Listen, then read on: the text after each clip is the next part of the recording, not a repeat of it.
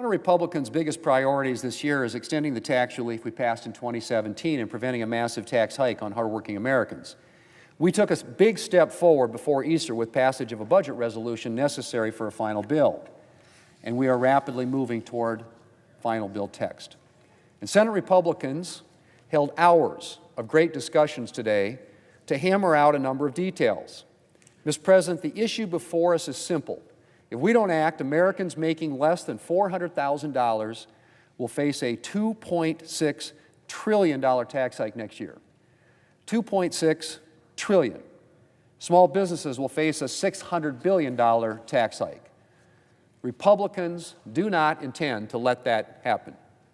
We're going to extend the tax relief we passed during President Trump's first administration, starting with the lower individual rates that put more money in Americans' pockets and ease the burden on small businesses.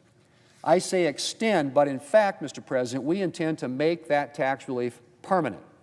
Hardworking Americans should not have to worry about tax hikes every few years. And small businesses need tax certainty for long-term planning. And so, Mr. President, we are committed to not only extending the lower individual rates we passed in 2017, but to making them permanent.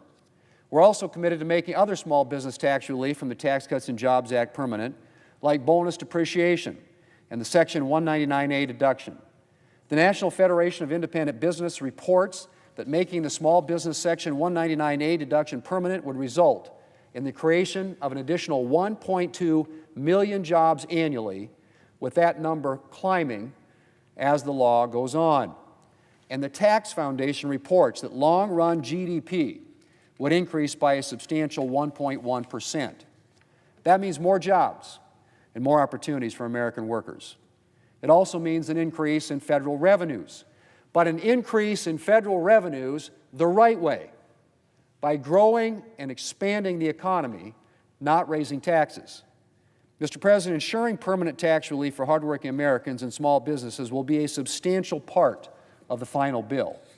But that's not all that will be included. We'll also be focusing on some of the other challenges our country's faced over the past 4 years: a dangerous border crisis, deficiencies in our military readiness, and Biden administration policies that threaten to weaken our already shaky electric grid and jeopardize our nation's energy supply. President Trump has already made tremendous progress on securing the border and deporting criminals here illegally, but we need to dedicate additional resources to border security to secure those gains for the long term.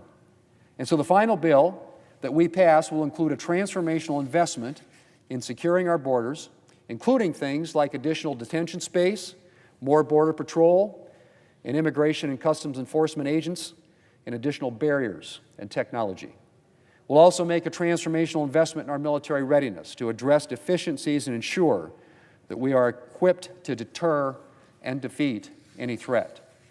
And we will implement policies to unleash American energy production to ensure a secure, stable, and affordable energy supply for the long term. Finally, we will take a hard look at how we spend taxpayer dollars and implement savings measures to put our country on a more fiscally sustainable path. It's going to be a great bill, Mr. President, and it's going to help produce a stronger and a more secure America. Mr. President, I yield the floor, and I suggest the